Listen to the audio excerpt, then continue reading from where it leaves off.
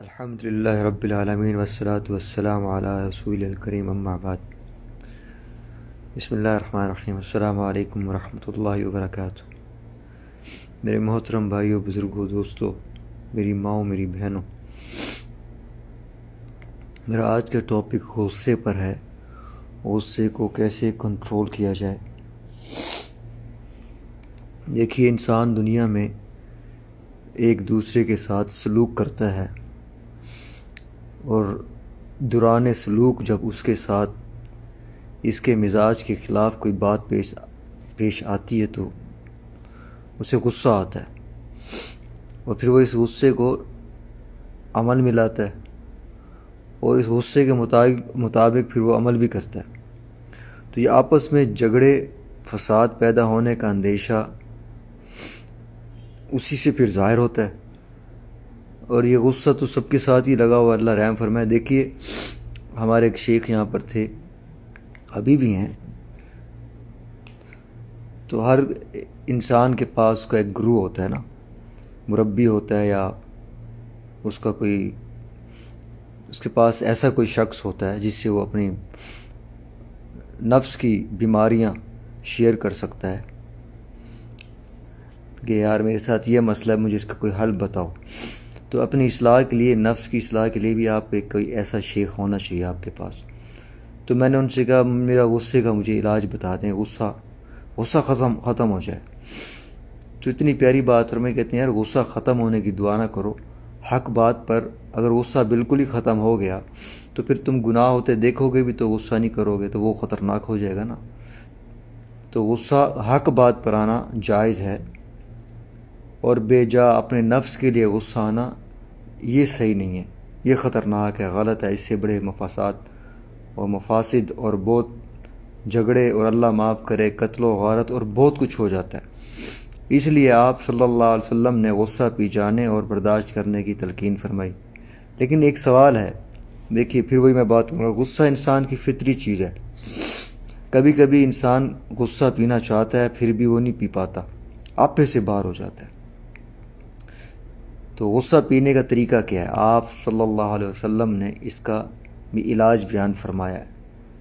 اچھا، اس سے پہلے میں ایک بات آپ کو کروں گا. خصوصاً جو مجھے میسیجز ملتے ہیں نا، میاں بیوی کے آپس میں لڑائی جھگڑے غصے کی بنا پر، یہ بہت میسیجز آتے ہیں مجھے. تو مجھے ایک بہن بار بار یہاں میسیج کر رہے ہیں ازدواجی زندگی پر بات کریں، اللہ انہیں جزائے خیر دے. تو میں کون ہوتا ہوں ازدواجی زندگی پر بات کرنے والا؟ نہ میں اس لائق ہوں، نہ اس قابل ہوں. ازدواجی زندگی پر دعا کر سکتا ہوں. اللہ آپ سب کی ازدواجی زندگی، میاں بیوی خصوصاً جن کے آپس میں مسئلے مسائل چل رہے ہیں، یا نہیں ہیں یا ہیں، یا لگ رہا ہے کہ ہونے والے ہیں، اللہ ان سب کو اپنی امان میں رکھے. ان جو ہے اللہ معاف کرے جھگڑوں سے اور ان مفاسد سے جو میاں بیوی کے آپس میں تلخیاں ہوتی ہیں، اللہ اس سے محفوظ رکھے.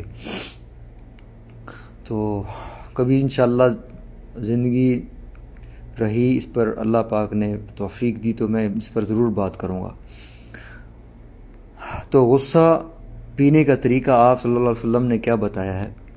آپ صلی اللہ علیہ وسلم نے اس کا بھی علاج بیان فرمایا. ایک روایت میں آتا ہے کہ آپ صلی اللہ علیہ وآلہ وسلم کسی جگہ سے گزر رہے تھے، تو آپ صلی اللہ علیہ وسلم نے دیکھا کہ دو آدمی آپس میں ایک دوسرے کو برا بھلا کہہ رہے ہیں، اور ان میں سے ایک آدمی کو آپ صلی اللہ علیہ وآلہ وسلم نے دیکھا کہ اس کی آنکھیں بالکل لال ہو رہی ہیں. تو آپ صلی اللہ علیہ وآلہ وسلم نے فرمایا کہ میں تمہیں ایک کلمہ بتلاتا ہوں، جو بھی شخص اس کو پڑھ لے اس کا غصہ ختم ہو جائے گا. تو ان صحابی نے عرض کیا، یا رسول اللہ ضرور بتلائیے. آپ صلی اللہ علیہ وسلم نے فرمایا کہ کہہ دے، اللہم انی اعوذ بک من الشیطان الرجیم، جس کا ترجمہ یہ ہے کہ اے اللہ میں تیری پناہ چاہتا ہوں شیطان مردود سے. بڑا آسان ہے، اللہم انی اعوذ بک من الشیطان الرجیم. مشکل تو نہیں ہے نا، یہ آسان ہے. تو وہ خصوصاً میاں بیوی جو میسیجز کرتے ہیں نا کہ یار ہمارے جھگڑا چلتا ہے، یہ زبردست وظیفہ ہے، نبی پاک صلی اللہ علیہ وسلم کا بتایا ہوا. دیکھیے کوئی بھی مسئلہ غصے سے حل نہیں ہونا، بگڑے گا، میری بات یاد رکھیں، کبھی بھی نہیں حل ہوگا۔ اور غصے کا جو مین ریزن ہے نا، نفس کے غصے کی بات کر رہا ہوں، حق بات پہ نہیں۔ کوئی آپ کے سامنے برائی کر رہا ہے، اس پر غصہ آ جانا، یہ حق شریعت کے خلاف کوئی حرکت ہو رہی ہے، اس پر غصہ آ جانا، یہ تو غیرت کی نشانی ہے، تو ہونا چاہیے۔ اگر یہ نہیں ہوگا تو ہم کافروں سے کیسے لڑیں گے جو اسلام کو نقصان پہنچانا چاہتی ہیں؟ بتائیں۔ کل ایک میری بہن نے کہا کہ میں نے قادیانی کی بات کی، تو میری ایک بہن نے کہا، مجھے سوال کیا کہ ہماری کچھ دوستی ہیں، وہ ویسٹرن کنٹری سے وہ بلونگ کرتی ہیں، وہ قادیانی ہیں، تو ہمارے تو یہاں پر بہت پیس ہے، امن ہے، ہم آپس میں بڑے کوئی ہمارے لڑائی جھگڑا نہیں ہے، ہم بڑے آرام سے رہتے ہیں، اور یہ تو میں نے ان سے کہا کہ آپ سب اس بڑی زبردست ایک انہوں نے بات کر دی، اور اللہ ان کو جزائے خیر دے کہ میرے دماغ میں بات آ گئی کہ کبھی اس پر بھی میں بات کروں۔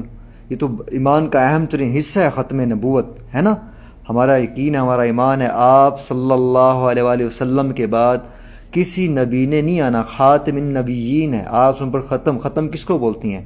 سٹیمپ کو بولتی ہیں عربی میں، ختم، ہم بولتے ہیں اردو میں ختم ہو گیا، فنشڈ، سلسلہ ختم، آپ صلی اللہ علیہ وسلم کے بعد کسی نبی نے نہیں آنا۔ تو کل انہوں نے کہا میری بہن نے کہ وہ جو ہمارے یہاں پر جو ہے نا، اس ملک میں جہاں ہم رہتے ہیں، یہاں بڑا پیس ہے، کسی کو کچھ نہیں کہا جاتا، سب کے اس کے حقوق۔ میں نے کہا یہ زندیق ہیں، کافروں سے، بدبختوں سے بھی بڑھ کر بدبخت ہیں۔ کافر کہتا تو ہے نا میں کافر ہوں، یہ خبیث بدبخت لوگ کافر ہو کر بھی کہتے ہیں مسلمان ہیں، اتنے خطرناک لوگ ہیں یہ۔ تو آپ صلی اللہ علیہ وسلم کی تو پیشن گوئی ہے کہ قیامت سے پہلے 30 جھوٹے نبی دعویٰ کریں گے، تو یہ تو نشانیاں پوری ہو رہی ہیں۔ تو میں نے کہا آپ ایک مجھے بات بتائیں، آپ کی ماں کو کوئی گالی دے دے، آپ کے باپ کو کوئی گالی دے دے، آپ کی بیٹی کو گالی دے دے اور غلط الزام لگائے، کیچڑ اچھالے، پھر آپ بولو کہ یہاں پہ تو پیس چلتا ہے، ہم کسی کو کچھ بھی نہیں کہہ سکتے، تو کیا خیال ہے آپ خاموش رہو گے؟ ایمانداری سے بتاؤ۔ آپ کی عزت پر آنچ آ جائے، آپ کی کوئی بیٹی کی عزت پہ ہاتھ ڈالے، رات کو نیند نہیں آنی آپ کو؟ بتاؤ مجھے آپ۔ اور نبی پاک صلی اللہ علیہ وسلم کی ختم نبوت، آپ وسلم کی ناموس رسالت پر کوئی آواز اٹھائے، کوئی بدبخت، بغیرت، کمینہ یا کمینی، معذرت اس سے بھی گندے لفظ میں کہوں تو وہ کم ہوں گے، وہ خبیث لوگ آپ وسلم کی، یہ ہمارا ایمان ہے، ایمان کا حصہ ہے۔ دیکھیں اس پر غصہ آنا جائز ہے، حق ہے، اس پہ آنا حق ہے۔ میرے نبی نے صلی اللہ علیہ وسلم پرسنلی اپنے نفس کے لیے کبھی کسی سے بدلہ نہیں لیا۔ یہ آسلم کے اخلاق حسنہ کی میں بات بتا رہا ہوں آپ کو۔ لیکن جہاں اللہ اور شریعت اسلام پر کسی نے آواز دی، آپ صلی اللہ علیہ وسلم نے فوری بدلہ لیا۔ تو دیکھیے یہاں پہ غصہ جائز ہے نا، میں غصہ آنا جائز ہے نا۔ تو خیر، تو میں پھر ان سے یہی کہہ رہا تھا کہ بھائی کہ یہ پیس شیس وہاں نہیں چلتا جہاں پر آپ صلی اللہ علیہ وسلم کی رسالت، ناموس رسالت پر آواز ہے یا اللہ پر کوئی آواز ہے، تو وہاں پر یہ پیس شیس نہیں چلتا، ٹھیک ہے نا؟ ہاں، وہاں پر یہ نہیں امن شمن، یہ تو ان کے پینتڑے ہیں کہ ایک ساتھ رہو، ہمارے گرجا گھر میں آ کے عبادت کرو، ہم تمہاری مسجدوں میں گھسیں، وہ تو یہ چاہتی ہیں۔ اور قرآن سے بالکل الگ ہو جاؤ، قرآن کے کسی چیز پر عمل نہ کرو، وہ تو چاہتے ہیں دین سے۔ قرآن پاک میں خود اللہ فرما رہے ہیں جب تک تمہیں اپنے دین پر نہیں لائیں گے یہ ان کو تب تک یہ تمہارے دوست بن ہی نہیں سکتے، یہ چاہتے ہیں تو ہمارے دین پر آ جاؤ، اور اگر ہمارے دین پہ نہیں آتے کم سے کم اپنے دین سے ہٹ جاؤ۔ قرآن پاک پڑھے نا آپ، قرآن میں یہ آ رہا ہے۔ تو بھائی جو میرے یہاں پر قادیانی ہے، اگر تو ہدایت کے لیے سننے کے لیے بیٹھتا ہے اور اس کو سمجھ میں آ رہی ہے اللہ اور اللہ کے آخری نبی کے بارے میں، سو بسم اللہ بیٹھے سنے اور توبہ کرے اور یہاں جو ہے کلمہ پڑھے، میں سر آنکھوں پہ رکھوں گا۔ اگر کسی اپنی نفس کی برائی شیطانیت کے لیے بیٹھا ہے تو وہ مجھے انفالو کر دے، یا مجھے علم ہو گیا تو پھر میں ایسی کی تیسی پھیر دوں گا، سیدھی بات ہے۔ جو میرے نبی کا نہیں، میرے رب کا نہیں، وہ ہمارا بھی نہیں ہو سکتا، پہلی بات، ٹھیک ہے نا؟ اور جو ایسا شخص کسی قادیانی کو یار دوست رکھتا ہے وہ مجھے انفالو کر دے، سیدھی بات میں کروں گا، مدینہ منورہ سے آپ وسلم کے شہر سے یہ بات کر رہا ہوں میں، وہ مجھے انفالو کر دے، بے شک بلاک کر دے، ورنہ مجھے علم ہو گیا نا، پھر مجھ سے برا کوئی نہیں ہوگا، میں سیدھی بات کر رہا ہوں میں۔ ہاں، یہاں پر غصہ جائز ہے، یہاں پر بدلہ بھی جائز ہے۔ اللہ اکبر۔ تو خیر بات کہیں اور چلی گئی، بات غصے پہ چل رہی ہے۔ حق بات پہ غصہ آنا یہ جائز ہے، لیکن نفس پر اپنے ہی نفس کے لیے لڑنا، اپنے نفس کے لیے کسی کے ساتھ کسی سے بدلہ لینا، ایک تو اس میں تکبر بھی کوٹ کوٹ کے بھرا ہوا ہے، ٹھیک ہے، اور اس کے علاوہ اللہ معاف کرے شیطان کا بھی یہ ساتھی ہے۔ تو آپ صلی اللہ علیہ وسلم نے کیا فرمایا؟ کون سا کلمہ؟ اللہم انی اعوذ بک من الشیطان الرجیم، جس کا ترجمہ یہ ہوتا ہے اے اللہ میں تیری پناہ چاہتا ہوں شیطان مردود سے۔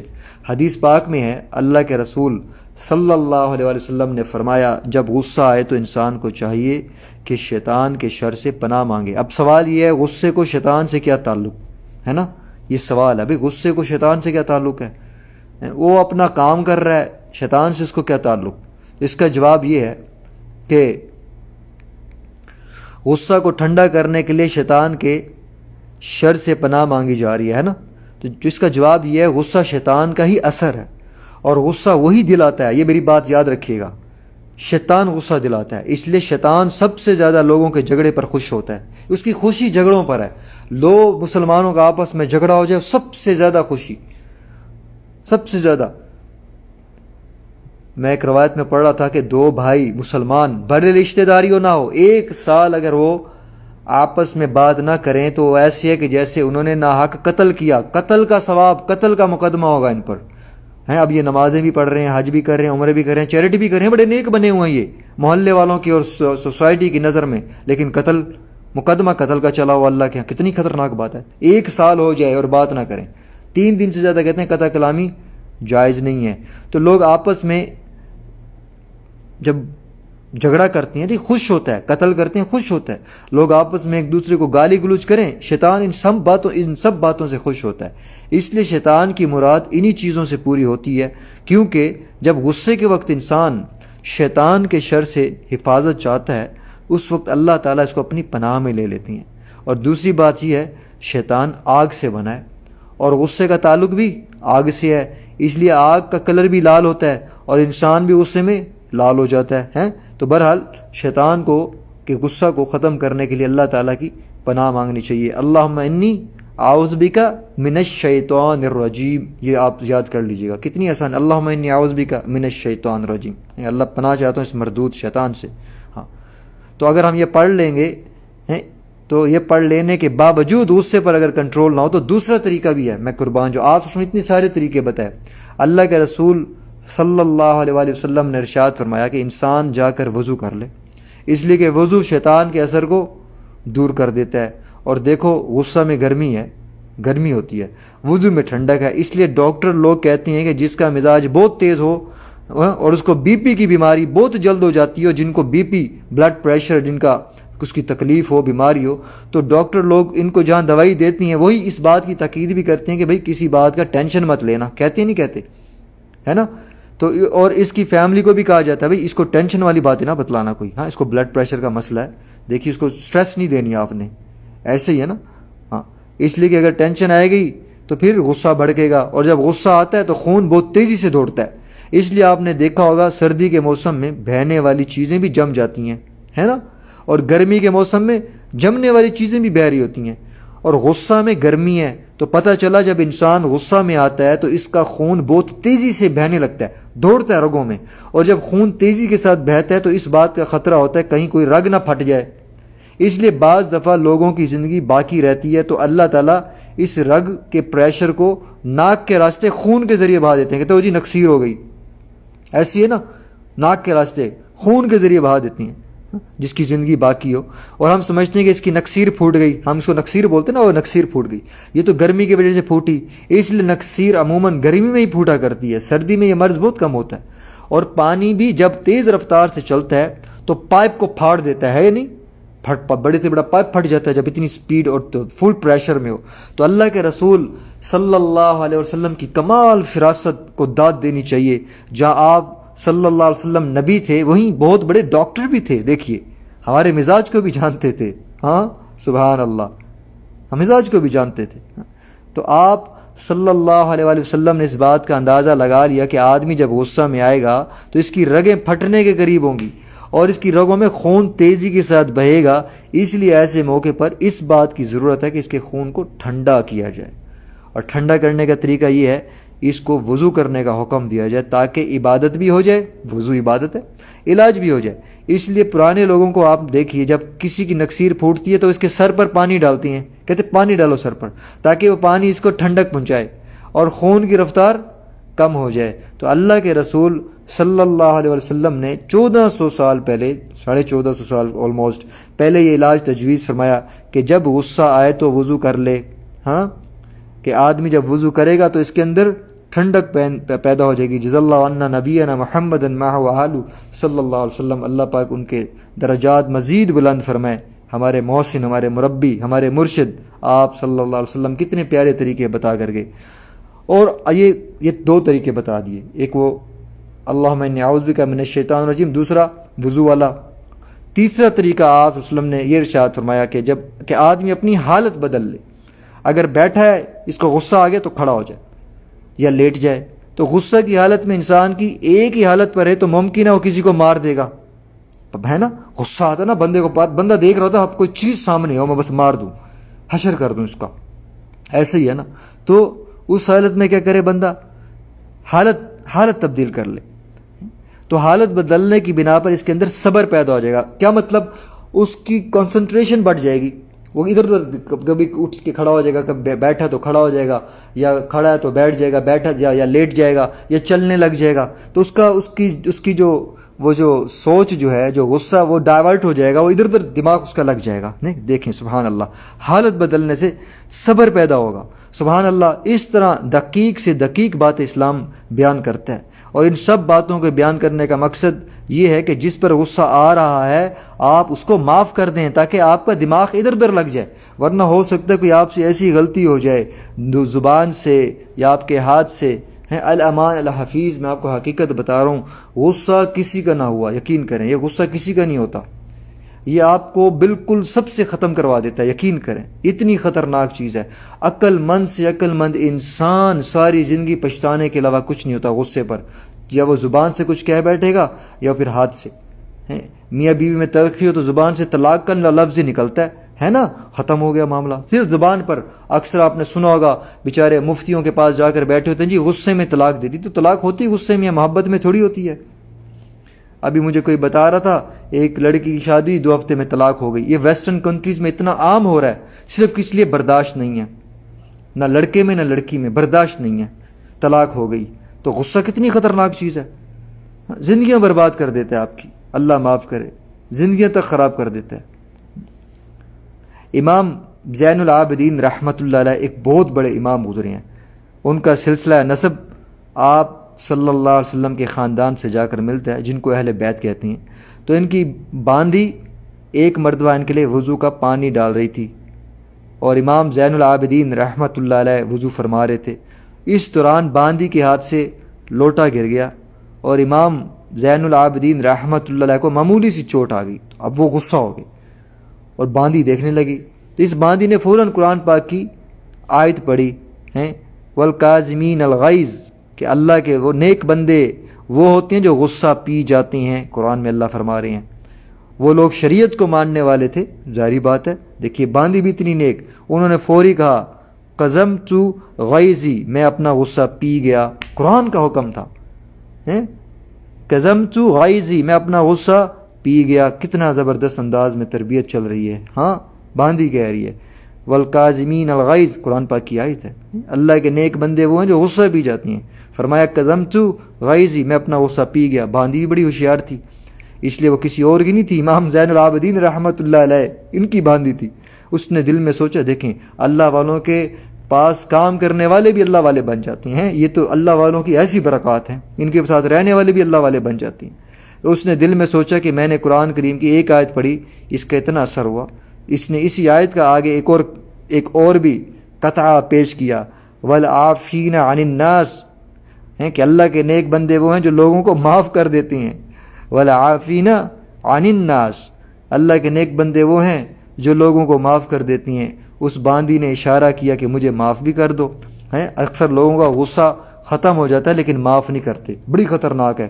بغض، کینہ، کینہ آخری عشرے میں سب کی بخشش ہو جاتی ہے سوائے ایک شخص کی جو بغض اور کینہ دل میں رکھتا ہو، ان کی بخشش نہیں ہوتی.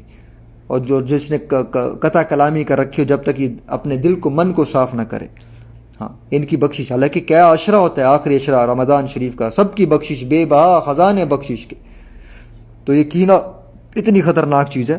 نیک ہیں، نمازی ہیں، پرہیزی ہیں، ماشاء اللہ، جو عمرے صدقے خیرات، دل میں کینہ ایک کسی کی پکڑ لی. ہاں، اور یقین کریں میں تو اللہ پاک سے ان لوگوں کے لیے یہ مانگتا ہوں، یا اللہ ان کو اسی غلطی میں پھنسائیے، ان سے وہ عمل ہو، پھر انہیں لوگ معاف نہ کریں، ان کو احساس ہو کہ یار واقعی کوئی مستحق ہوتا ہے، کسی سے غلطی ہو جاتی ہے، اس کو معاف کر دینا چاہیے. تو پھر ہمارے ساتھ کوئی ہم جو ایسا کر رہا ہے اب ہمیں کیسا محسوس ہو رہا ہے. یہ تو میں ابھی بھی یہ دیکھیں ہاتھ اٹھا کے دعا کروں اللہ ان کے ساتھ یہ معاملہ کرے تاکہ ان کی اصلاح ہو، وہ ان غلطیوں میں پھنسیں جس غلطی پر لوگوں کو معاف نہیں کرتے، تاکہ ان کو احساس ہو کہ یار ہم اب معافی کے طلبگاروں کو معاف نہیں کرتا. اتنا سوچ لیا کرو بھائی، آپ کو بھی ضرورت ہے نا اللہ پاک سے معافی کی. تو حدیث کا مفہوم ہے، اللہ پاک فرماتے ہیں جو مجھ سے بخشش کا جو امید رکھتا ہے نا میری مخلوق کو معاف کرے. تو غصہ ختم کر دینا صرف نہیں ہوتا، معاف بھی کرو. پھر لوگوں کو غصہ ختم ہو جاتا ہے لیکن معاف نہیں کرتے، خاموش ہو جائیں گے. میں غصہ پی گیا، کس لیے پی گیا بعد میں بتاؤں گا، میں صبر کر رہا ہوں، میں بعد میں بتاؤں گا. وہ چاہے زبان سے، چاہے عمل سے، چاہے کسی طریقے سے در پہ رہتا ہے اس کی عزت پر، کسی طریقے سے اجاڑ ماروں میں. تو فرمانے تو اس نے اسی آیت کا آگے سے ایک اور قطعہ پیش کیا ہے، والعافین عن الناس، اللہ کے نیک بندے وہ ہوتے ہیں جو لوگوں کو معاف کر دیتی ہیں. اس باندی نے اشارہ کیا کہ مجھے بھی معاف کر دو، اس لیے کہ انسان غصہ تو پی جاتا ہے لیکن 2-4 دن کے بعد یا کسی وقت اس کو یاد آ گیا ہے، ہو سکتا ہے دوبارہ غصہ. دنیا میں ایسے ایسے لوگ بھی ہیں، اللہ کی میں پناہ مانگتا ہوں اللہ ایسے لوگوں سے محفوظ رکھے. دل میں رکھ لیں کوئی بات، آپ ان کے ساتھ اپنا گوشت کلیجہ خون نکال کے رکھ دو، وہ بات نہیں نکالیں گے. یہ ہوتے ہیں کینہ پرور اور بغض والے لوگ، انتہائی خطرناک. اوپر بڑے ہی اپنا معاشرے میں بہت ہی سلجھے ہوئے نیکی کا لبادہ پہنے ہوئے، قرآن اور یہ اور وہ، اندر سے بھیڑیوں سے خطرناک، بھیڑیوں سے بھی خطرناک. اللہ معاف کرے، کہیں پہ بس نہ چلے وہ چھاڑ ماریں آپ کو کسی طریقے سے. خبر آپ کی مل جائے برباد ہونے کی، ان کو خوشی مل جائے، ٹھنڈ پڑ جائے، برباد ہو گیا. یہ اللہ ایسوں سے محفوظ رکھے اور اللہ پاک ان کی اصلاح کرے زبردست طریقے کی. آمین ثم آمین. تو پھر اس نے دوسری آیت پڑھی، بھئی مجھے معاف بھی کر دو، والعافین عن الناس. تو اس لیے کہ انسان غصہ تو پی جاتا ہے، یاد رہتا ہے، دوبارہ غصہ آئے گا تانا مارے گا، اس لیے کہا کہ مجھے معافی کر دو. پھر بعد میں انہوں کہا پھر تانے بھی مار رہے ہو مجھے، یعنی اس بات کو دل سے نکال دو. اتنا کہنا تھا. امام زین العابدین رحمۃ اللہ نے فرمایا قد عفوت، میں نے تجھے معاف کیا، معاف بھی کر دیا. بڑی ہوشیار تھی بھئی یہ باندھی. اس نے اسی آیت کا اگلا جملہ بھی پیش کیا، واللہ یحب المحسنین، اللہ تعالیٰ احسان کرنے والوں کو پسند کرتے ہیں. آپ نے فرمایا میری خاطر غصہ پی لیا ہے، آپ نے میری خاطر غصہ پی لیا، مجھے معاف بھی کیا، اب مجھ پر احسان بھی کیجئے. ہیں بھئی غصہ بھی پی لیا آپ نے، پھر معاف بھی کر دیا. قرآن پاک کی اصطلاح بیان کری ہے باندھی. اب آپ احسان کر دیں. اسی وقت احسان کا تقاضا یہ تھا، اس کا جو احسان کا تقاضا تھا مجھے آزاد کر دو. فوراً امام زین العابدین نے فرمایا قد اقسمت الیک، میں نے تیری طرف احسان کیا ہے باندھی، تجھے آزاد کیا. انہوں نے یہ نہیں سوچا کہ اس کی قیمت بہت زیادہ ہے. اس ٹائم باندیاں خریدی جاتی تھی اتنی قیمت، جنگوں میں آپ کو باندی کا رولز پتہ ہوگا اسلام میں کیا ہے. جب جنگ اور قتال میں، اب تو والا سسٹم ختم ہو گیا، تو اتنی مہنگی ہوگی، قیمت بھی نہیں سوچی. انہوں نے فوراً اس پر احسان کیا. اس واقعے سے دیکھیے چند سبق ملتے ہیں. سب سے پہلے تو یہ کہ اس وقت کی عورتیں بھی حافظہ ہوا کرتی تھی. یہ باندی ہے، حافظہ ہے. آج تو ہمارے کام کرنے والی بھی کرسچن رکھی ہوئی ہیں، ہندو رکھی ہوئی ہیں. بتاؤ آپ، برتن بھی انہی سے دلوا رہے ہیں، بچوں کی بھی پرورش انہی سے ہو رہی ہے. تو بتاؤ گھر میں کہاں برکت آئے گی. اس وقت کی تو باندیاں بھی ماشاءاللہ حافظ قرآن ہوتی تھی. بھئی مسلمانوں کو رکھو، اگر آپ نے گھر کے لیے کوئی صفائی وغیرہ کے لیے برتنوں کے لیے رکھنا ہے. بہت ہو رہا ہے. ہمارے جو ماڈرن سوسائٹی کے لوگ ہیں نا، ہمارے پاکستان انڈیا کے تو وہاں تو مسئلہ اور ہے. پاکستان کی بات کرتا ہوں میں، کرسچنز کو اور ہندوؤں کو رکھا ہوا ہے. ہاں، ہمارے کراچی لاہور میں بہت یہ مسئلہ ہے. اللہ رحم فرمائے، انہی بچوں کے ہاتھ میں تربیت کروا رہے ہیں. ہاں اللہ رحم فرمائے. تو دیکھیے اس وقت کی جو عورتیں ہیں وہ بھی حافظہ ہوا کرتی تھی. اس لیے تو باندھی ایک کے بعد دوسری آیت پڑھ کر سنا رہی. اور دوسری بات یہ کہ ہمارے اسلاف قرآن پاک کو سب سے زیادہ مقدم رکھتے تھے. کوئی آیت پڑھ دیتا فوری کہتے تھے لبیک یا اللہ ہم حاضر، ہم آپ کی بات کو مانیں گے. ہیں آج آپ اللہ معاف کرے جھگڑے میں کسی کو حدیث بھی سناؤ نا اور کوئی کہہ دے میں نہیں مانتا، کافر ہو گیا. ہم تو یہ بھی نہیں کہہ سکتے، ہے یہ نہیں؟ بتاؤ کس نے کہہ دیا قرآن کی آیت بھی اللہ یہ فرما رہے میں نہیں مانتا، غصے میں کہہ دیا، کافر ہو گیا، اسلام سے گیا. اور اگر مر گیا تو چاہے وہ نمازیں پڑھ رہا ہے کچھ کر رہا ہے، کتنا خطرناک معاملہ ہے یہ. غصہ اتنی خطرناک چیز ہے. تو اس وقت کا اسلاف جو تھے نیک لوگ، اسلاف سے مراد نیک لوگ، بزرگ لوگ، اللہ والے لوگ، وہ کیا کرتے تھے؟ قرآن کو سب سے مقدم آگے رکھتے تھے. اچھا بھی قرآن کی بات آ گیا بس بات ختم. تو ہمارے اسلاف قرآن پاک کو سب سے مقدم رکھتے تھے، چاہے معاملہ کتنا خطرناک کیوں نہ ہو. جب ان کے سامنے قرآن پاک کی تلاوت کی جاتی تو فوراً خاموش ہو جاتے، فوراً آگے کچھ نہیں کہنا، بس بات قرآن کی آ گئی بات ختم، آگے ہم کچھ بھی نہیں کہیں گے. اب یہ ہمارے کیا ہو رہا ہے یہاں پر؟ ہمارے سامنے کتنا قرآن پاک کے احکامات سنائے جو ہم کہتے ہیں کہ بات تو صحیح ہے مگر عورتیں نہیں مان رہی. یہ بھی خطرناک ہے. ہاں بھائی بات تو آپ صحیح کر رہے ہیں، ہم کیا کریں؟ ہاں مرد نہیں مانتے، عورتیں نہیں مانتے. تو امام زین العابدین رحمۃ اللہ علیہ نے فوراً عمل کیا، حالانکہ باندھے کی قیمت معمولی نہیں ہوتی. ہاں انہوں نے عملی انداز میں قرآن پاک کو اپنایا تھا. عمر بن خطاب رضی اللہ عنہ کو دیکھیے، ایک مرتبہ آپ ممبر پر مہر کے سلسلہ میں واعظ بیان فرما رہے تھے. ایک بڑھیا نے کہا کہ آپ کا یہ کہنا صحیح نہیں ہے. وہ امیر المومنین عمر فاروق رضی اللہ عنہ، ہاں 22 لاکھ مربع میل پر، بتاؤ ہمارے آج وزیر اعظم کو کوئی برا کہہ دے وہ اشارہ کر دیتا ہے، کو نک کی اکھیوں سے نا اشارہ کر دیتا ہے گارڈ کو، اس کو اٹھا لو. ہیں پتہ لگتا ہے اگلے دن وہ جی ایکسیڈنٹ میں مارا گیا، پتہ لگتا ہے کون تھا، وہی جس نے وزیر اعظم کے خلاف بات اٹھائی تھی. ایسے ہوتا یا نہیں ہوتا؟ یہی ہے نا تکبر، اللہ معاف کرے، استغفر اللہ العظیم. تو اس بڑھیا نے کہا آپ کا یہ کہنا صحیح نہیں ہے، اس لیے کہ قرآن پاک دوسری بات کہتا ہے. تو عمر فاروق رضی اللہ عنہ فوراً ممبر سے اتر گئے کہ قرآن پاک کی بات ہی صحیح ہے، شریعت بہت آسان ہے، ہمیں نبھانا آنا چاہیے. اما عائشہ دیکھیں فوری اتر گئے، ممبر سے ہی اتر گئے کہ یہ بوڑھی عورت ٹھیک کہہ رہی ہے. یہ دیکھیے آج جی انکساری اور ایکسیپٹ کیا قرآن پاک کی بات ہے. ہاں اما عائشہ رضی اللہ عنہ فرماتی ہیں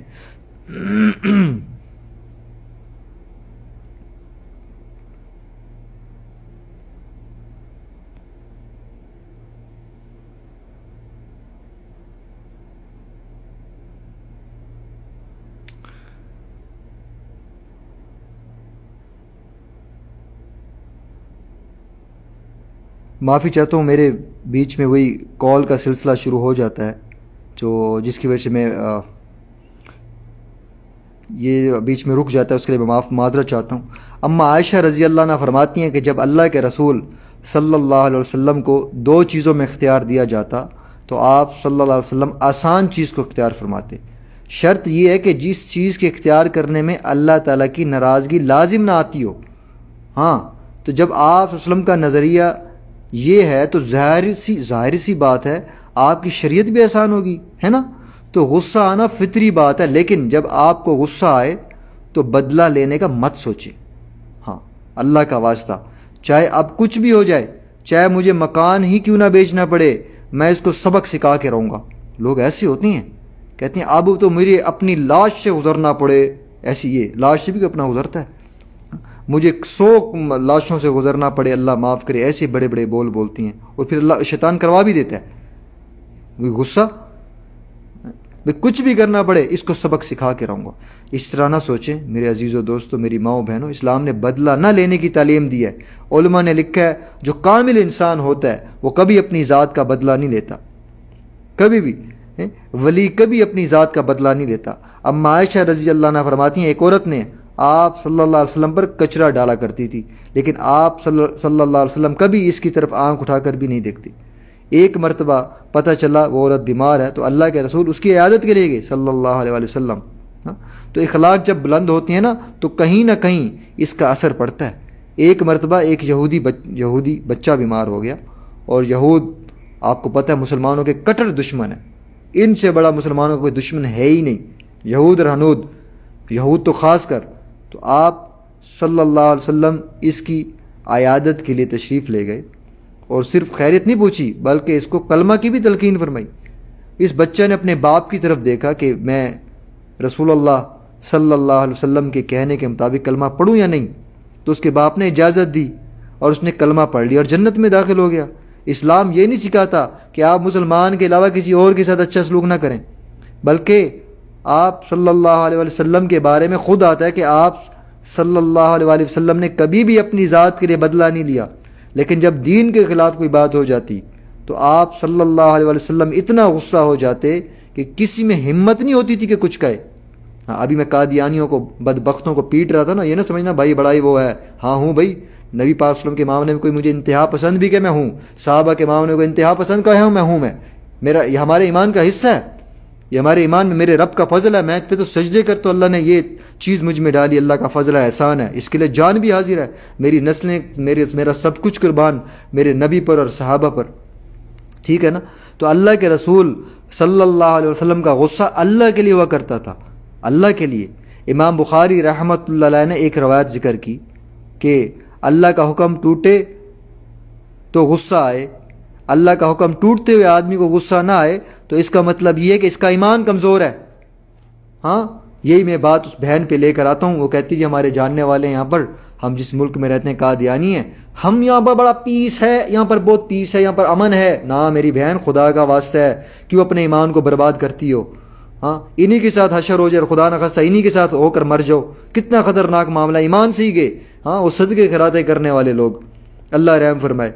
ہاں، جو ہمارے نبی کے دشمن، وہ ہمارے سجن ہو سکتی ہیں؟ جو اللہ کے دشمن ہمارے سجن ہو سکتی ہیں؟ بتاؤ آپ مجھے۔ تو اللہ کا حکم ٹوٹتے ہوئے آدمی کو غصہ نہ آئے تو اس کا مطلب یہ اس کا ایمان کمزور ہے۔ اس کو میں مثال سے سمجھاتا ہوں۔ ہمارے گھروں میں بچے نا، جائز جو ہے بچے وہ ناجائز ضد کرتی ہیں اور ماں باپ خوشی سے ان کی مرادیں پوری کرتی ہیں۔ بیٹا باپ کے سامنے حدود اللہ کو توڑتا ہے، بیٹا باپ کے سامنے غلط لباس کا استعمال کرتا ہے، بیٹی ماں کے سامنے، باپ کے سامنے غلط لباس استعمال کرتی ہے نا۔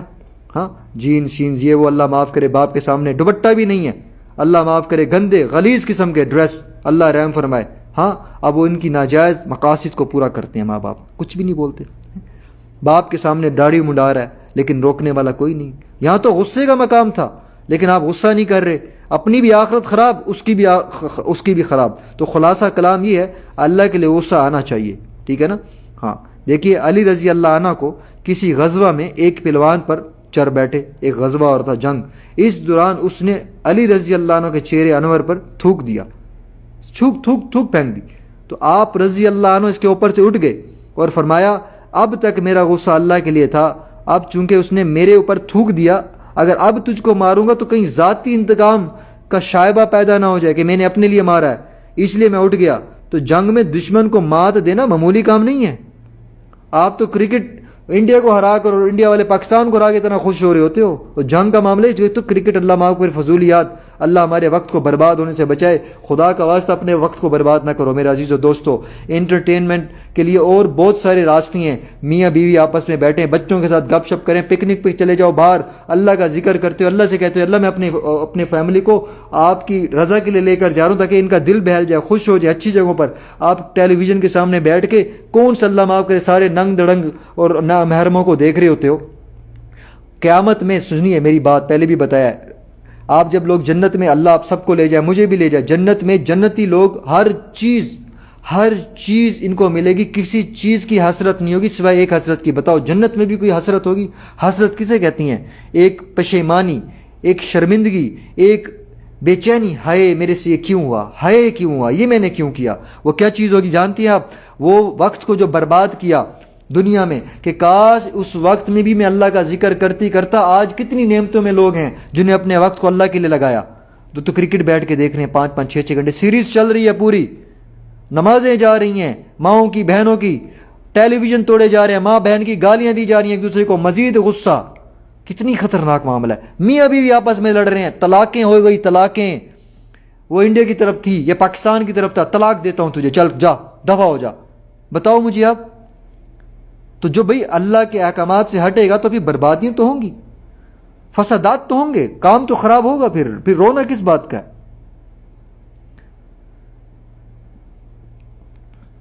تو جنگ میں دشمن کو مات دینا معمولی کام نہیں ہے، بطور خاص اس وقت جب کہ پچھاڑ بھی دیا، اوپر بیٹھے ہیں، بس صرف تلوار چلانی ہے۔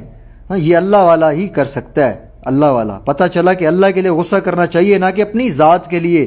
لوگ 100% میں کہوں گا اپنی ذات کے لیے غصہ کرتی ہیں، اللہ کے لیے نہیں۔ اس نے میرے ساتھ ایسے کیا، اس نے میرے ساتھ، میری ذات کے ساتھ، میرے فیملی کے ساتھ، میری اولاد کے ساتھ، بس اب اس کی خیر نہیں ہے۔ بس کسی طریقے سے یا میں خود ہاتھوں سے کر دوں یا اس کی خبر ملے مجھے، دل میں کینہ اور بغض، نمازی ہے جی، محراب اتنے بڑے بڑے، کو چیریٹی دی جا رہی ہے، قرآن اور پتہ نہیں کیا کچھ، لیکن اندر گند اور کیچڑ بڑا ہوا۔ اللہ ایسے لوگوں سے محفوظ رکھے، آمین ثم آمین، اور اللہ میں ان میں سے نہ بنائے، آمین یا رب، ثم آمین ثم آمین ثم آمین۔ صاحب آپ بھی آمین بولیں، ایک دفعہ دروشی پڑھیں، اللہم صلی علی سیدنا محمد وعلی آل سیدنا محمد وبارک وسلم تسلیما۔ ایک بات بتلاتا چلوں کہ یہ جمعے کے دن میں آپ سے خاص کہا کرتا ہوں کہ آپ لوگ ابھی جمعہ، آج ٹیوزڈے ہے، ایسے ہی ہے نا یار، پتہ ہی نہیں لگ رہا، وقت ایسے گزرتا ہے، جمعہ گزرتا ہے پھر آ جاتا ہے، یہ قیامت کی نشانیوں میں سے نشانی ہے۔ آپ لوگوں سے میں نے ایک بات ہمیشہ کرتا ہوں کہ جمعہ کے دن وہ جو گھڑیاں ہوتی ہے نا، وہ اپنا مغرب اور عصر کے بیچ میں، یہ جو لوگ اتنے محسوس کرتے ہیں نا، پریشان ہیں، یہ میری بات دماغ سے نکل نہ جائے اس لیے میں بیچ میں یہ بات روک کے بات کر رہا ہوں۔ خدا کے لیے اس وقت میں عصر اور مغرب سارا وقت آپ کا ادھر ادھر فضول گزر جاتا ہے یار۔ اگر عصر سے مغرب بھلے 2-3 گھنٹے ہیں، آخری وقت نہیں پا سکتا بندہ، میں ہمیشہ آپ سے کہتا ہوں اذان سے پہلے بندہ نہیں کر سکتا، مجھے پتہ ہے، لیکن جب اس کو پتہ ہوگا نا عصر مغرب کے بیچ میں، تو مانگتا رہے گا کم سے کم۔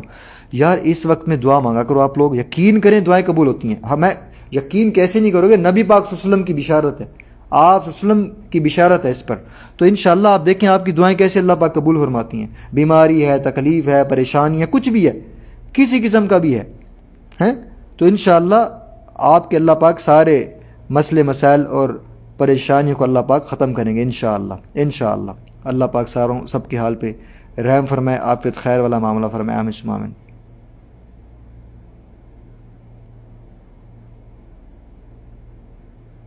دیکھیے اللہ تعالیٰ نے آپ صلی اللہ علیہ وسلم کے مقام اور مرتبہ کو اتنا بلند فرمایا کہ کوئی آپ صلی اللہ علیہ وسلم کا استاد بنے اور آپ صلی اللہ علیہ وسلم کی کسی کے شاگرد بنے، اس کو بھی اللہ نے گوارا نہیں سمجھا، ٹھیک ہے نا۔ ہاں، آج یہ ختم نبوت کا سلسلہ بھی بیچ میں چھڑ گیا، سبحان اللہ۔ اللہ تعالیٰ نے آپ صلی اللہ علیہ وسلم کی رسالت کو تسلیم کرنے کے سلسلے میں تمام انبیاء کرام سے عہد لیا، سب کو کم و بیش 1,24,000۔ ہاں، تو قرآن پاک نے اس کو سمجھایا ہے کہ اے انبیاء کی جماعت، ایک نبی آئے گا، اگر وہ تمہارے دور میں بھی آئے تو تم بھی اپنی اپنی رسالت کو چھوڑ کر اس کی پیروی کرنا ہے۔ یہ بدبخت قادیانی، الحمدللہ الذی عافانی مما ابتلاہم بہ وفضلنی علی کثیر ممن خلق تفضیلا، میرے دماغ میں وہ بات ابھی تک گھوم رہی ہے قادیانیت والی۔ بھائی جو مجھے فالو کر رہا ہے، جس کا کسی قادیانی سے تعلق ہے، انفالو کر لے، میرا اس سے کوئی تعلق نہیں ہے۔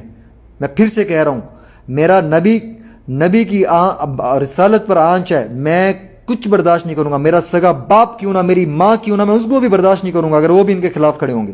یہ ایمان کا حصہ ہے اور ہمارے سب کے ساتھ یہ ہونا چاہیے۔ جب ماں باپ کچھ نہیں ہے میرے نبی اور اللہ اور رسول کے سامنے، تو میں اور ہم سب کو کس کھیت کی مولی گاجر ہیں، بتائیں مجھے آپ صلی اللہ علیہ وسلم، اللہ تعالیٰ نے آپ صلی اللہ علیہ وسلم کے مقام اور مرتبہ کو اتنا بلند کیا کہ آپ صلی اللہ علیہ وسلم کا استاد بنے کوئی اور آپ کسی کے شاگرد بنے، اس کو بھی اللہ نے گوارا نہیں فرمایا۔ تو اس لیے آپ صلی اللہ علیہ وسلم کو امی ہی رکھا۔ امی کس کو بولتی ہیں؟ جس کو کچھ نہ آتا ہو۔ اس لیے روایت میں آتا ہے کہ جب جبریل علیہ السلام آپ ان کے پاس مکالمہ کرنے کے لیے آئے تو 2 زانوں بیٹھے، بڑے یعنی 2 زانوں جیسے آپ نماز میں تشہد میں بیٹھتی ہیں، تو اللہ تعالیٰ نے جیسے قاعدہ میں بیٹھتے ہیں نا آپ، تو اللہ تعالیٰ نے جبریل علیہ السلام کو 2 زانوں بیٹھنے کا حکم دیا کہ آپ نے بیٹھنا کیسے ہے میرے نبی کے سامنے، جبریل علیہ السلام، تاکہ دنیا والوں کے سامنے آپ صلی اللہ علیہ وسلم کی عظمت، آپ صلی اللہ علیہ وسلم کا مقام اور مرتبہ ان کو پتہ لگ جائے کہ کیا ہے۔ ہم ان کی سنتوں کو ذبح کرتے ہیں، جبریل علیہ السلام بھی جن کے سامنے اتنے احترام سے بیٹھیں، انہی کی سنتوں کو ہم ذبح کر کے کہتے ہیں یا اللہ ہمارا سب کچھ آپ پہ قربان۔ جھوٹے لوگ، شرم آنی چاہیے ہمیں، یقین کریں ہمیں شرم ہی نہیں آتی اتنے بڑے بڑے دعوے کرنے سے۔ بلکہ حفاظت قرآن کے سلسلے میں بھی اللہ تعالیٰ نے جناب نبی کریم صلی اللہ علیہ وسلم کا اتنا خیال فرمایا کہ جب قرآن پاک نازل ہوتا تھا تو آپ صلی اللہ علیہ وسلم آیت کے نازل ہونے کے بعد اس کو بار بار دہراتے تھے تاکہ ذہن سے نکل نہ جائے۔ جیسے ہمیں نا ہم کلاس میں بیٹھے ہوں، کوئی پروفیسر بول رہا ہو، ہم اکثر ہمارے دماغ میں بار بار اس کو دہرانے لگ جاتے ہیں، اس پوائنٹ کو بار بار تاکہ یار نکل نہ جائے، بڑی پوائنٹ کی بات پروفیسر صاحب کر گئے، ہے نا، ایسا ہوتا ہے نا۔ تو اللہ تعالیٰ نے فرمایا کہ آپ کو گھبرانے کی ضرورت نہیں ہے، اس قرآن کی ہم حفاظت کرنے والے ہیں، آپ کو گھبرانے کی ضرورت نہیں ہے۔ تو آپ اس قرآن کو نہیں بھولیں گے، اس لیے کہ ہم آپ کو پڑھانے والے ہیں۔ میں سبحان اللہ، پڑھانے والے اللہ ہوں تو کوئی بھولے گا؟ بتاؤ آپ بھئی۔ دیکھیں یہ میں جو بار بار جو نام لے رہا ہوں صلی اللہ علیہ وآلہ وسلم، آپ صلی اللہ علیہ وسلم کا، اس پہ یہ پڑھنا لازم ہے، ورنہ جو نہیں پڑھے گا اس کے لیے آپ نے بد دعا کی ہوئی ہے، ہاں، کہ برباد ہو جائے وہ شخص جس کے سامنے میرا نام لیا جائے، ان سے درود نہ بھیجے۔ تو یہ صلی اللہ علیہ وسلم جو ہے یہ درود ہے نا، ہاں، صلی اللہ علیہ وآلہ وسلم، تو یہ پڑھتے رہیں۔ یہ میں آپ کو کئی دفعہ یہ میں روایت بھی سنا چکا ہوں۔ ہاں، بد دعا ہے کس کی؟ نبی کی، اور آمین کس کی ہے پتہ ہے آپ کو؟ جبریل امین علیہ السلام کی اس پہ آمین ہے۔ بتاؤ اس پہ کوئی شک ہو جائے گا پھر؟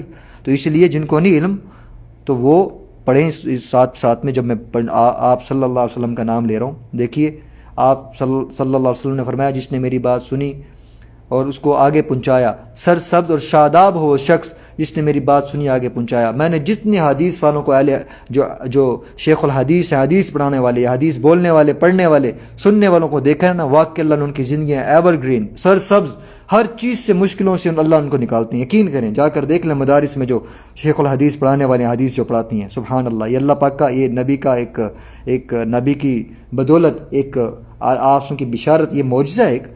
وہ لوگ سر سبز رہتی ہیں، کیوں؟ بار بار نبی پاک صلی اللہ علیہ وسلم کا نام آ رہا ہے اور دروشی ساتھ میں پڑھا، ساتھ نام بھی، دروشی بھی ساتھ میں پڑھا جا رہا ہے، صلی اللہ علیہ وآلہ وسلم، ساتھ میں یہ بھی پڑھا جا رہا ہے۔ تو اس لیے بھائی یہ ساتھ میں پڑھتے رہا کریں، ٹھیک ہے نا؟ تو اللہ نے کیا فرمایا؟ آپ کو گھبرانے کی ضرورت نہیں ہے، اسی لیے کیونکہ قرآن کی ہم حفاظت کرنے والے ہیں۔ ہاں، اتنا بلند مقام ہمارے نبی کا، اور اسی بلند و بالا مقام کو ظاہر کرنے کے لیے اللہ تعالیٰ نے آپ کو معراج کروائی، بیت المقدس لے گئے، وہاں تمام انبیاء کرام موجود تھے، اور آپ صلی اللہ علیہ وسلم نے ان سب کی امامت فرمائی۔ سبحان اللہ، یہ ہمارے نبی کا مقام، اور اللہ تعالیٰ نے اس امامت کے ذریعے پیغام دیا کہ تمہارے اصل امام یہی ہیں، امام الانبیاء صلی اللہ علیہ وآلہ وسلم۔ تو قرآن مجید میں بیان کیا تمام انبیاء کرام کی توثیق آپ صلی اللہ علیہ وسلم کی گواہی پر موقوف ہے۔ جب تمام قومیں اپنے اپنے جو ہے انبیاء و رسل کو جھٹلا دیں گی اور کہیں گی کہ ہمارے پاس کوئی ڈرانے والا نہیں آیا، جھٹلائیں گی قیامت کے دن، تو اس وقت میرے اور آپ کے آقا جناب محمد رسول اللہ صلی اللہ علیہ وسلم ان کی رسالت اور نبوت کی گواہی دیں گے اور ان کی تصدیق ہو جائے گی۔ تو آپ صلی اللہ علیہ وسلم کی عظمت پر مشتمل ایک بات آپ کو بتاتا ہوں، یہ میں اتنی سی بات، آج ہمارا غصے پہ ٹاپک چل رہا ہے، غصے کو کنٹرول کیسے کیا جائے۔ تو آپ صلی اللہ علیہ وسلم معراج پر تشریف لائے، تو آپ صلی اللہ علیہ وسلم نے نذرانہ پیش کیا، اس لیے کہ یہ اصول ہے کہ جب انسان کسی بڑے کے دربار میں جاتا ہے نا تو نذرانہ پیش کرتا ہے نا، کسی بڑے کو ملنے جاتا ہے، نذرانہ، ہدیہ، گفٹ۔ اللہ کے رسول صلی اللہ علیہ وسلم نے بھی نذرانہ پیش کیا اور کیا کہا؟ التحیات للہ والصلوات والطیبات، کہ تمام جانی اور مالی عبادتیں اللہ کے لیے۔ اللہ تعالیٰ نے جواب میں ارشاد فرمایا السلام علیکہ ایھا النبی ورحمۃ اللہ وبرکاتہ۔ ہم نماز میں پڑھتے ہیں نا کہ اے نبی تم پر سلامتی ہو، اللہ کی رحمت اور اس کی برکتیں ہوں، اللہ تعالیٰ نے یہ تحفہ دیا۔ اللہ کے رسول صلی اللہ علیہ وآلہ وسلم تو رحمت للعالمین تھے، گوارا نہیں فرمایا کہ اس وقت میری امت محروم رہے، اس لیے فوراً کہا السلام علینا وعلی عباد اللہ الصالحین۔ دیکھیے یہ ہمارے نبی ہیں، ہم پر بھی سلامتی اور اللہ کے نیک بندوں پر بھی سلامتی، چاہے وہ نیک بندے اس امت کے ہوں یا پچھلی امت کے۔ تو جو انسان نیکی کرتا ہے، جو انسان نیک بننے کی کوشش کر رہا ہے، ان سب کے لیے پوری دنیا میں جہاں جہاں نماز پڑھی جاتی ہے سب ایمان والے دعا کرتے ہیں۔ پڑھتے ہو نہیں پڑھتے؟ السلام علینا وعلی عباد اللہ الصالحین۔ دیکھو پوائنٹ کی بات ہے، کرتے ہو نہیں کرتے؟ تو بھئی کون نہیں چاہتا کہ ہم پوری دنیا کے نیک قطب، ابدال، ولی، عام مسلمان، خاص مسلمان، سب کی دعاؤں کا حصہ بن جائیں؟ ہاں بھئی چاہتے ہو نہیں چاہتے؟ یہ ہے السلام علینا وعلی عباد اللہ الصالحین۔ آپ صلی اللہ علیہ وسلم کتنے ہیں رحمت للعالمین، گوارا نہیں فرمایا کہ اس کی امت، کیا میری امت بھی محروم رہے، فوری کہا۔ جیسے آپ اللہ رب العزت نے جواب میں کہا السلام علیکہ ایھا النبی ورحمۃ اللہ وبرکاتہ، فوری جواب دیا السلام علینا وعلی عباد اللہ الصالحین، ہم پر بھی سلامتی اور اللہ کے نیک بندوں پر بھی سلامتی، چاہے وہ نیک بندے اس امت کے ہوں یا پچھلی امت کے۔ ہاں، بہت سارے صحابہ کرام رضوان اللہ تعالی علیہم اجمعین نے آپ صلی اللہ علیہ وسلم کی خدمت کی۔ ان میں سے ایک صحابی ہیں حضرت انس رضی اللہ عنہ، اب سب جانتے ہوں گے کتنی روایات ہیں ان سے۔ ہاں، بچپن سے چھوٹے سے ان کی ماں ام سلیم رضی اللہ عنہ آپ ان کے حوالے کر کے گئی کہ یہ آپ کا چھوٹا سا خادم، ننھا سا غلام۔ تو آپ ان کے اخلاق سب سے اچھے تھے۔ حدیث کے الفاظ جو ہے اس طرح ہے کہ انس رضی اللہ عنہ فرماتے ہیں کہ ایک مرتبہ آپ صلی اللہ علیہ وسلم نے مجھ کو کسی کام سے بھیجا، انس جاؤ فلاں کام کر کے آؤ۔ انس رضی اللہ عنہ نے پیار بھرے انداز میں فرمایا کہ میں نہیں جاؤں گا، چھوٹے تھے اور دل میں یہ بات تھی کہ میں آپ صلی اللہ علیہ وسلم کا کام ضرور کروں گا، اور ان کا منشا یہ تھا کہ آپ صلی اللہ علیہ وسلم بار بار پیار کے انداز میں مجھے کہتے رہے کہ جاؤ کام کر کے آؤ، میں قربان جاؤں۔ ہر کسی کا اپنا انداز ہے، دل میں یہ تھی بات کہ ان کو آپ، ان کا جو شفقت تھی، پیار محبت سے کہنا، یہ بہت پسند آ رہا تھا کہ یہ مجھے کہتے رہیں، منشا یہ تھی۔ بہرحال انس رضی اللہ عنہ اس کام کے لیے گئے، اور چھوٹے بچوں کی عادت ہوتی ہے جس کام کے لیے بھیجا جاتا ہے وہ نہیں کرتے بلکہ کسی اور کام میں لگ جاتی ہیں، ہے نا۔ پاکستان انڈیا میں بھی ہوتا ہوگا، ماں باپ اپنے بچوں کو اسکول بھیجتی ہیں، وہ جناب جی تالاب پر سوئمنگ پول پہ جا رہے ہیں جی، وہ دوستوں کے ساتھ ادھر نکل گئے ادھر نکل گئے۔ انس رضی اللہ عنہ جب کام کے لیے نکلے تو مدینہ کی گلی میں چند بچے راستہ میں کھیل رہے تھے، آپ بھی چھوٹے تھے، تو انس رضی اللہ عنہ بھی ان کے ساتھ کھیل میں لگ گئے۔ ادھر اللہ کے رسول صلی اللہ علیہ وسلم انتظار فرماتے رہے کہ انس اب آئیں گے، جب آئیں گے۔ تھوڑی دیر بعد خود آپ صلی اللہ علیہ وسلم تشریف لے گئے، دیکھا انس تو گلی میں بچوں کے ساتھ کھیل رہے ہیں۔ آج ہمارا ٹاپک غصے پر ہے، اور ہم اور آپ کے جیسا اگر کوئی ہوتا نا، پتہ نہیں کیا کرتا، اللہ معاف کرے، بس گلی میں لٹا دینا تھا۔ کم از کم اتنا تو ضرور کہتے کہ تم کام کے لائق ہی نہیں ہو، یہ تو کام سے کم مارنے والا نہ تھا، یہ تو منہ سے ضرور کہتا، جاہل ہے، نہ گھر کا نہ کیا کہتے ہیں، نہ کام کا نہ کاج کا، دشمن اناج کا، یہی ہے نا، ہم میں تو یہی کہہ دیتے ہیں نا، اللہ معاف کرے، اللہ معاف کرے۔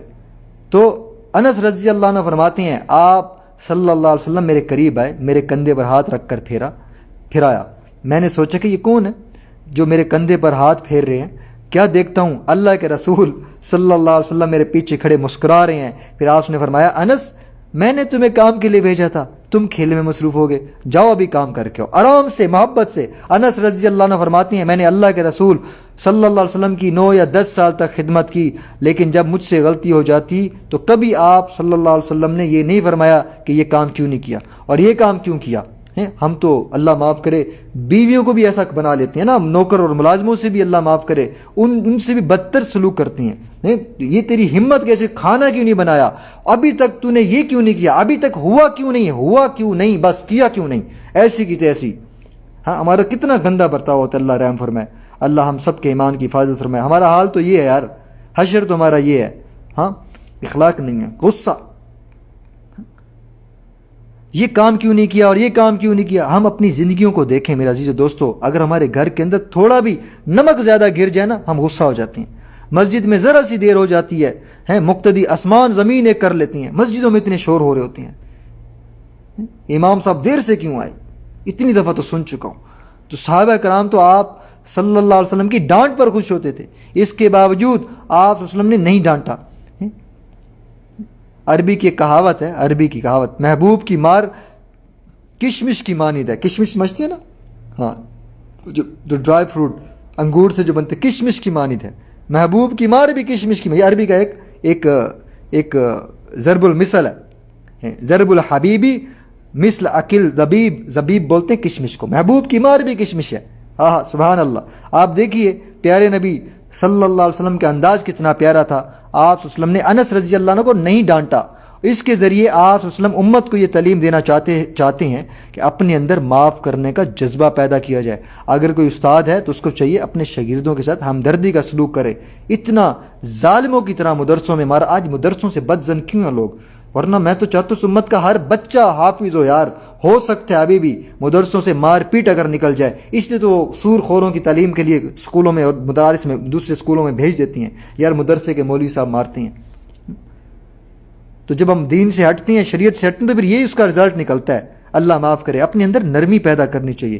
آگے انس رضی اللہ عنہ فرماتی ہیں کہ میں کبھی بھی آپ صلی اللہ علیہ وسلم کی منشا کے خلاف کام کرتا تھا، لیکن آپ صلی اللہ علیہ وسلم کچھ نہیں فرماتے تھے، آپ صلی اللہ علیہ وسلم حکم کچھ اور فرماتے تھے، اور میں اپنے بچپن کی وجہ سے، بچپن کی بات ہو رہی ہے جب بالغ نہیں تھے، کچھ اور کام کر لیا کرتا تھا، لیکن آپ صلی اللہ علیہ وسلم نے مجھ کو کچھ نہیں کہا۔ اس سے ایک اور سبق بھی ملتا ہے، بچوں کے ساتھ نرم مزاجی کے ساتھ چلیں، جو بالغ نہیں ہوتے۔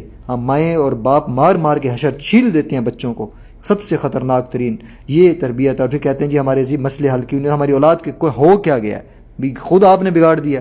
تو ہمیں چاہیے نرم مزاج اختیار کریں۔ جو شخص غصہ برداشت کر لیتا ہے اس کو اللہ تعالیٰ کا تقرب حاصل ہوتا ہے، اللہ اپنے قریب کر لیتے ہیں، اور غصہ پی جانا یہ ولی ہونے کی علامت ہے۔ یہ ولی ہونے کی علامت ہے۔ جہاں انسان نمازوں کی پابندی اور ذکر اذکار، قرآن پاک کی تلاوت اللہ کا ولی بن سکتا ہے، وہیں پر معاملات کو اس میں بہت بڑا دخل ہے، یاد رکھیے گا۔ اس کے بغیر انسان ولایت کے معیار کو نہیں پہنچ سکتا۔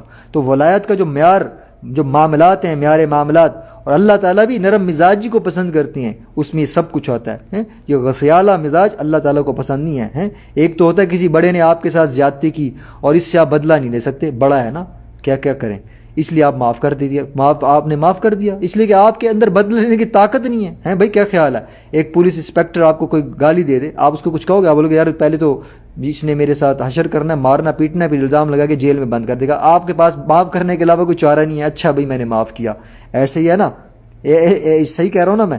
تو اس کے علاوہ حل نہیں ہے، بدلہ لینے کی طاقت نہیں، تو معاف تو کرنا ہے، کوئی بڑی بات نہیں ہے۔ ثواب تو ثواب اس کا بھی ملے گا، اور کبھی ایسے ہوتا ہے کہ بدلہ لینے کی بھرپور طاقت ہے، اس کے باوجود آپ اس کو معاف کر دیں تو یہ بہت بڑی فضیلت ہے، اس کی بہت بڑی فضیلت ہے۔ جیسے اللہ تعالیٰ بدلہ لینے پر قادر ہے لیکن اس کے باوجود معاف کرنے کو پسند کرتا ہے۔ یہ میرے رب کی صفت دیکھیں بھائی، کتنی ہم سے غلطیاں ہوتی ہیں، کبھی اللہ نے رزق بند کیا، کبھی ہمیں اللہ پاک نے ہمارا جو ہے اللہ معاف کرے پیشاب ہمارا روک دیں، بند کر دیں، اور ہم نالیاں لگا کے پھر رہے ہوں، کتنا خطرناک معاملہ ہو جائے گا، یار اللہ نے، ہم نے کوئی غلطی کی تھی ہمارے ساتھ، اللہ نے یہ کر دیا۔ کبھی ہوا؟ سب کچھ صحیح ہے جی، حمام میں بھی صاف آ جا رہے ہو، کھا پی بھی اچھا رہے ہو، سانس بھی آ رہی، سانس روک دیں اللہ پاک، پھیپڑے میں مسئلہ کر دیں، کینسر کی بیماری لگ جائے، کچھ ہو جائے، اللہ معاف کرے، کھانے کے باوجود، نافرمانی کے باوجود اللہ کھلا رہے ہیں، پلا رہے ہیں، سلا رہے ہیں، عزتیں بھی دے رہے ہیں، تو یہ اللہ کی یہ عفو ہے یا نہیں ہے؟ ہاں، یہ اللہ پاک کی رحمانیت، رحم ہے یا نہیں ہے؟ بتاؤ۔ معاف قدرت ہے، طاقت ہے، اللہ سے بڑھ کر کوئی ہے جو بدلہ لے؟ کوئی اللہ کو کوئی کسی ٹیم کی ضرورت ہے؟ بتاؤ مجھے، نعوذ اللہ معاذ اللہ کہ اللہ پاک کسی چیز، کسی کے محتاج ہوں آپ سے بدلہ لینے کے، یا کسی عدالت میں کیس کرنے کے، کچھ ہے؟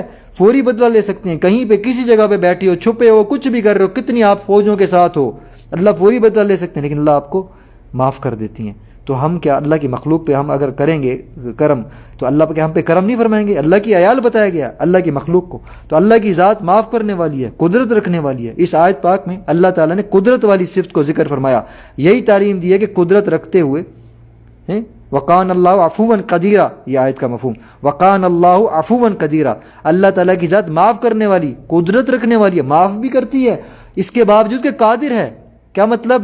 عفوا قدیرا، معاف کرتی ہے اس کے باوجود کہ وہ قادر بھی ہے، کہ بدلہ لے سکتی تھی لیکن معاف کر دیا۔ کتنی بڑی شان ہے میرے رب کی۔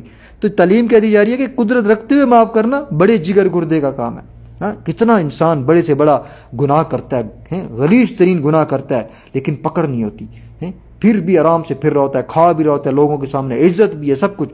یعنی یہ اللہ کی آپ صفت رحمانیت کو آپ ذرا دیکھیں، بڑے جگر گردے کا کام ہے یہ معاف کرنا۔ جس کو یہ گر مل گیا، خدا کی قسم اس نے دنیا آخرت کی بڑی کامیابی کو حاصل کیا۔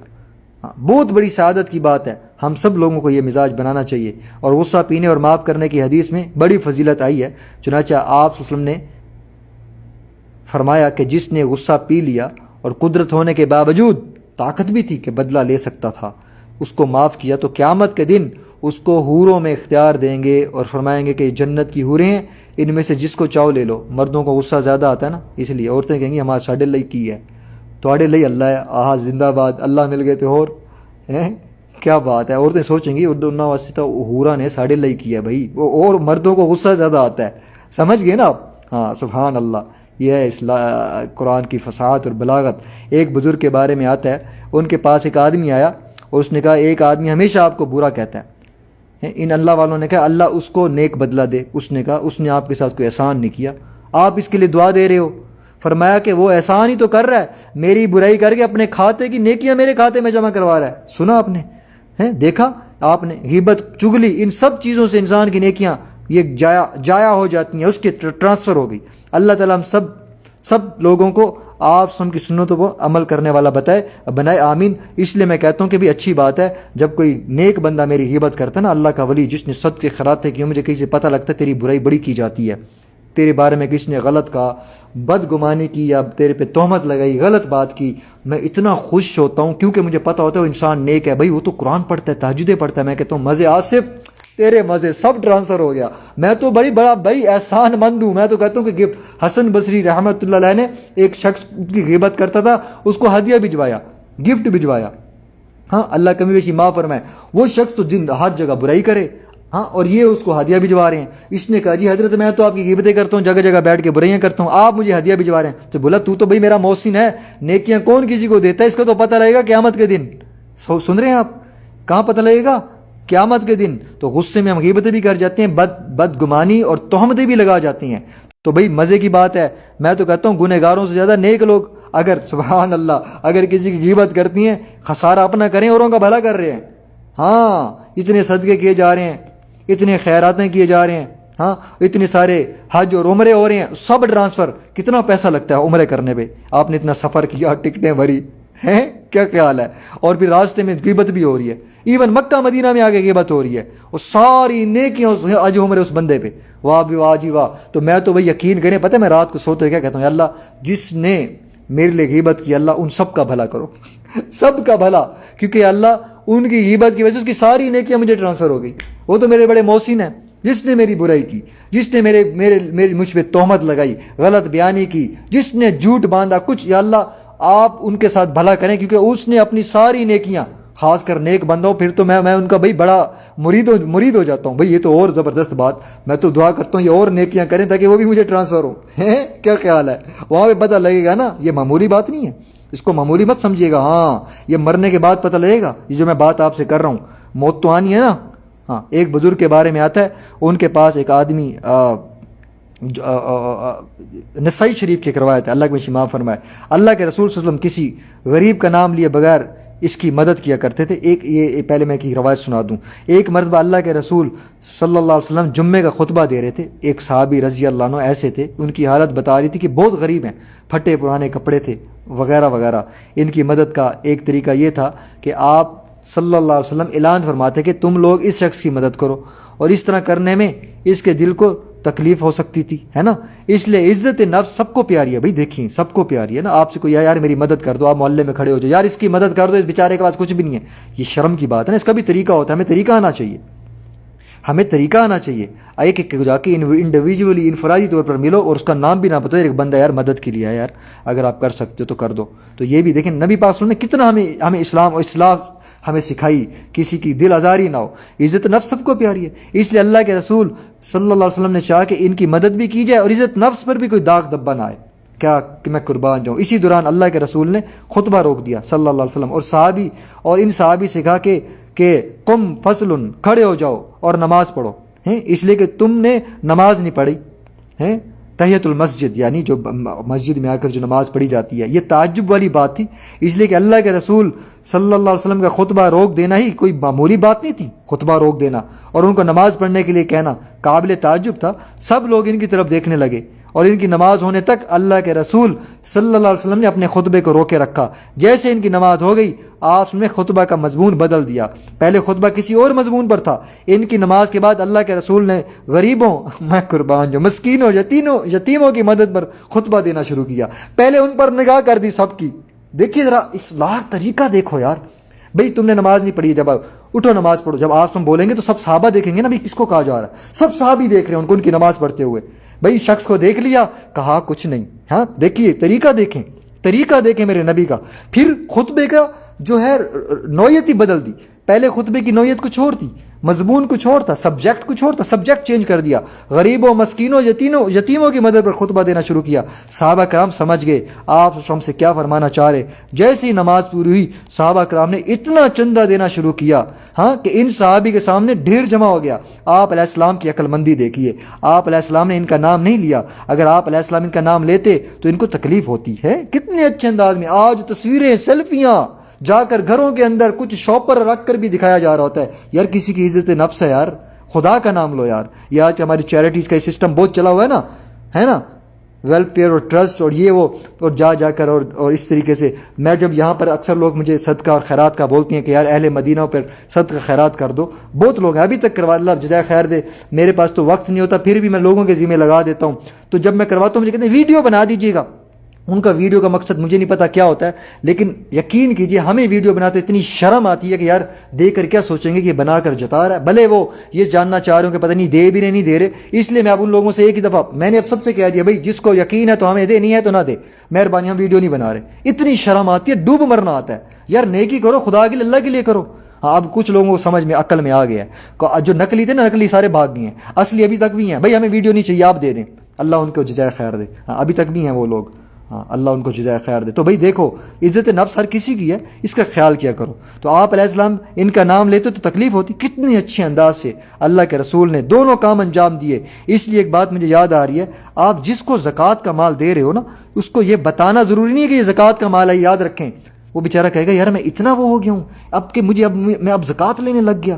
دل میں بھی بات نہ آئے، بھلے اس پر زکوٰۃ لگتی ہو، سن رہے ہیں میری بات، بھلے زکوٰۃ لگتی ہو، آپ کی نیت ہے زکوٰۃ کی، بس ہو مستحق، ہاں اس کو زکوٰۃ لگتی ہے مستحق، اس کو یہ بھی مت بتائے کہ زکوٰۃ کا مال ہے. اس کو یہ بتانا ضروری نہیں ہے. لوگ کہتے ہیں اس کو بتا دیا آپ نے، یار دین کا پتہ نہیں، اسلام کا پتہ نہیں ہے، بتانا ضروری نہیں ہے.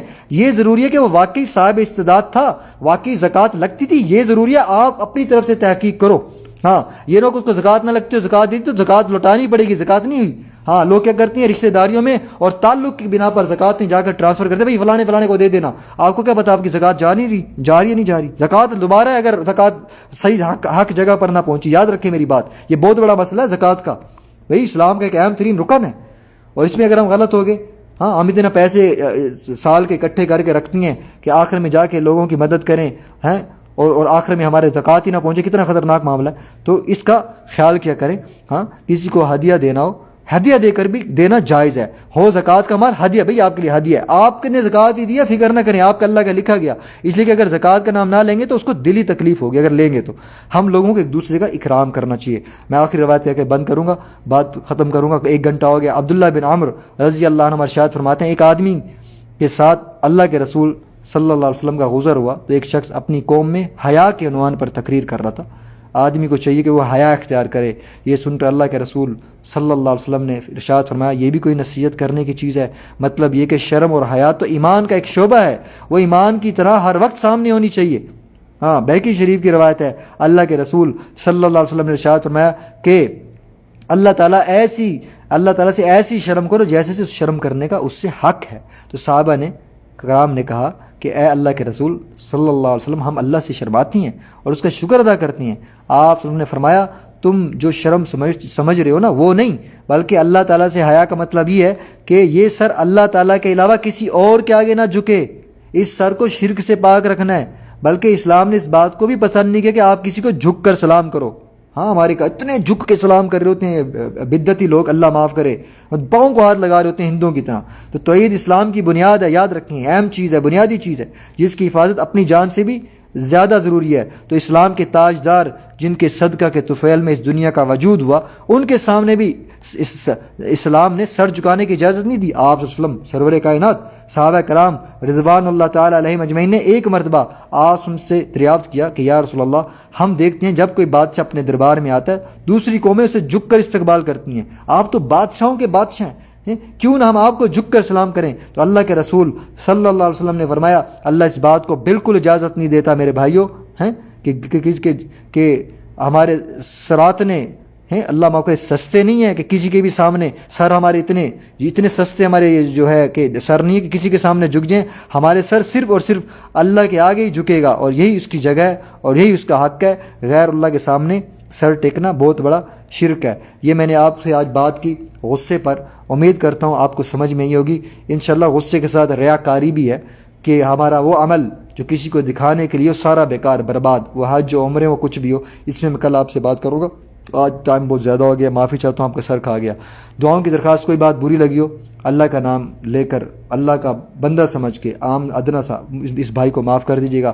زندگی نے وفا کی، دوبارہ آصف آئے گا، آپ سے بات کرے گا کسی ٹاپک پر انشاءاللہ. تب تک کے لیے اجازت چاہتا ہوں. 11 مرتبہ دوشی پڑھ کے آپ کے حال کو اصالہ ثواب کرنا مت بھولیے گا. جزاک اللہ خیر. السلام علیکم ورحمۃ اللہ وبرکاتہ.